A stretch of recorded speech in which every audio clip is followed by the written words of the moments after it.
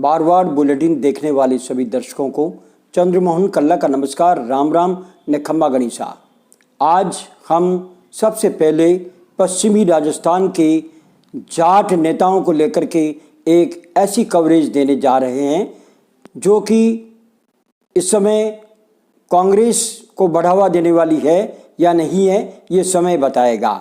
सबसे पहले हम ये बात करना चाहते हैं कि इस समय पश्चिमी राजस्थान में जाट बाहुल्य क्षेत्रों में हरीश चौधरी के रूप में एक ऐसा नेता उभर करके सामने आया है जिसने कि अशोक गहलोत की सरकार पर जो समस्याएं आ रही थी उसे दूर करने का प्रयास किया है।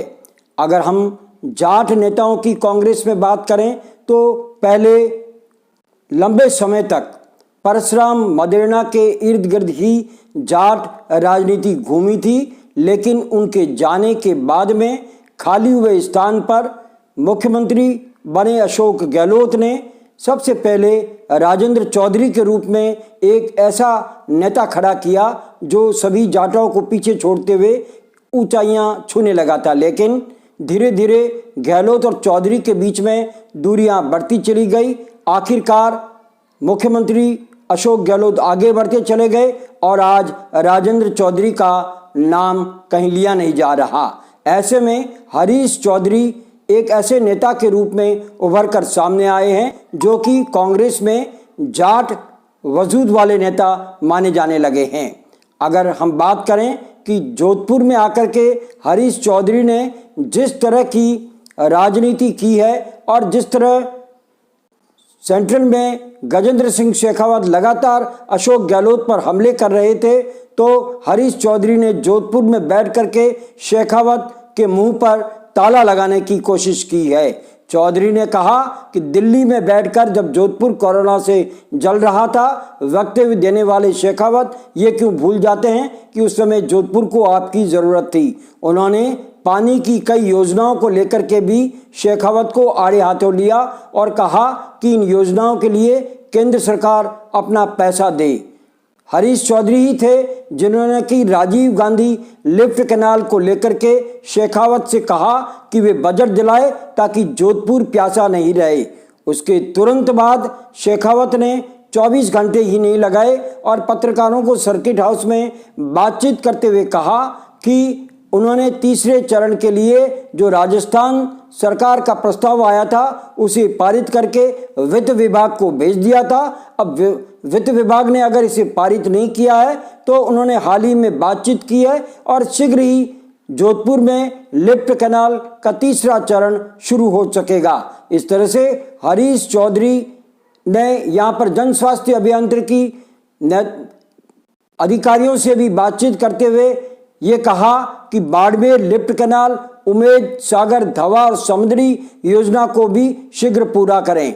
उसके बाद ये लगने लगा है कि जहां अशोक गहलोत कोरोना संक्रमण से निपटने की तैयारी कर रहे हैं तो उनके रिक्त स्थान पर जोधपुर में बैठ करके हरीश चौधरी पूरे पश्चिमी राजस्थान को संभालने लगे हैं। अब बात करें कर्नाटक की, तो वहां पर आज 7 भारतीय जनता पार्टी के विधायकों ने इस्तीफे देकर के भारतीय जनता पार्टी के सामने संकट खड़ा कर दिया है। वहीं कर्नाटक सरकार ने और हाईकमान ने जो दिल्ली में हाईकमान को प्रस्ताव भेजा था वो चारों के चारों राज्यसभा के प्रत्याशी हाईकमान ने बदल दिए हैं, तो वहां पर हड़कंप मचा हुआ है।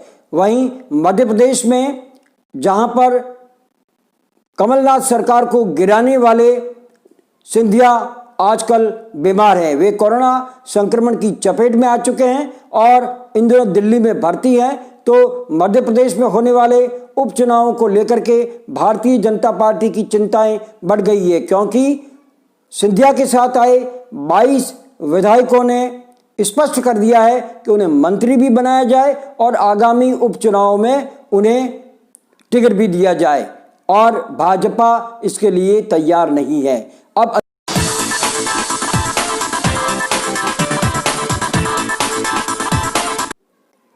अब अंदर की बात।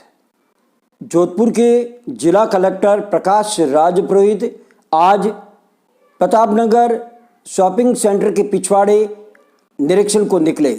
उन्होंने वहां पर मुख्य चिकित्सा एवं स्वास्थ्य अधिकारी डॉक्टर बलवंत मुंडा को दिशा निर्देश दिए कि यहाँ पर सैंपलिंग बढ़ाई जाए। जोधपुर में सर्वाधिक मरीज प्रतापनगर क्षेत्र से आ रहे हैं। वहीं कोरोना संक्रमण का यहाँ पर रोगी जो दिन ब दिन बढ़ते जा रहे हैं, इससे जोधपुर में 25 लोगों की अब तक मौत हो चुकी है। दोपहर तक 8 नए रोगी सामने आ चुके थे। वहीं पुंगलपाड़ा में चतुर्भुज की दुकान खुल चुकी है और लोग बाग गुलाम जामुन लेने के लिए उमड़ पड़े हैं। वहीं दूसरी ओर घंटाघर में मखनिया लस्सी तो जालोरी गेट पर नमकीन खरीदने की लोगों में होड़ लगी हुई है। इसके साथ ही हमारा आज का ये समाचार बुलेटिन यही समाप्त होता है। अगले समाचार बुलेटिन के साथ फिर हाजिर होंगे। तब तक के लिए हमें आज्ञा दीजिए। जय हिंद।